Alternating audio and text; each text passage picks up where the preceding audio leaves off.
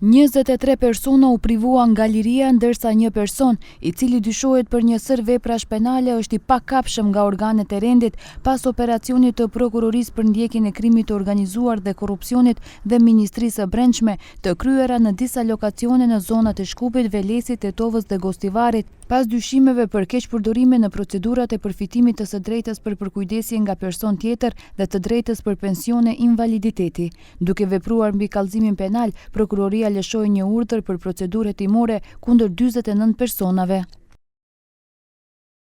Gjatë vitit 2023, i dyshuari i parë një ish punonjës si një klinike universitare, së bashku me 2 të dyshuarit të tjerë, krijuan një grup kriminal, i cili kishte për qëllim kryerjen e veprave penale, keqpërdorimi pozitës dhe autoritetit zyrtar, marrjes së rishfetit, dhënjes së rishfetit, marrjes dhe shpërblimit për ndikim të paligjshëm dhe dhënjes së shpërblimit për ndikim të paligjshëm. Ndërkohë 9 të dyshuarët të tjerë u bën antar të grupit, 2 prej të cilëve si mjek specialist, ishin kryetar të komisionit të ekspertëve për dhënien e konstatimeve, vlerësimeve dhe mendimeve mbi nevojën për ndihmë dhe kujdes nga një person tjetër në kuadër të spitalit të Velesit, ndërsa mjekët specialistë të tjerë ishin të punësuar në spitalin e Velesit, klinikën universitare për neurologji në Shkup, ordinancën e mjekësisë së përgjithshme dhe ordinancat specialistike nga Velesi, një avokat nga Velesi dhe një zyrtar në institucionin publik Qendra për Punë Sociale në Tetovë.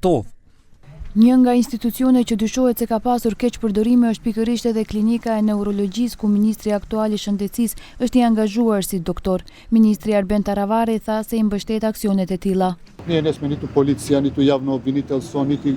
gi sledime ludjeto. Međutim, gi pozdravujem site ove akcije.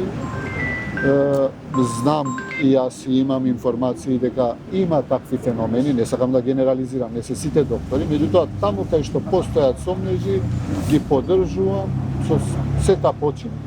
И стоиме како Министерство за здравство тука да им помогнеме во сите вакви акции за се исчисти со криминалот и корупцијата. Siç njoftojnë nga Ministria e Brendshme, gjatë kontrolleve janë gjetur edhe sekuestruar 110.000 euro, 65.000 denare, $100, disa celular, fletore me të dhënat e debitorëve, si dhe dokumentacion i ndryshëm mjekësor dhe disa vula faksimile. Të dyshuarit son janë sjellë para gjykatës për procedurë paraprake në gjykatën penale në Shkup. Prokuroria, duke marrë parasysh veprat penale të kryera nga secili i dyshuar veç e veç, si dhe lartësinë e dënimeve që rrezikojnë dhe caktimin e masave të sigurisë, propozoi caktimin e paraburgimit për 12 të dyshuarit, ndërsa për 3 të dyshuarit u shqiptua masa e arrestit shtëpiak, ndërsa për personat e mbetur u propozua masa e kujdesit.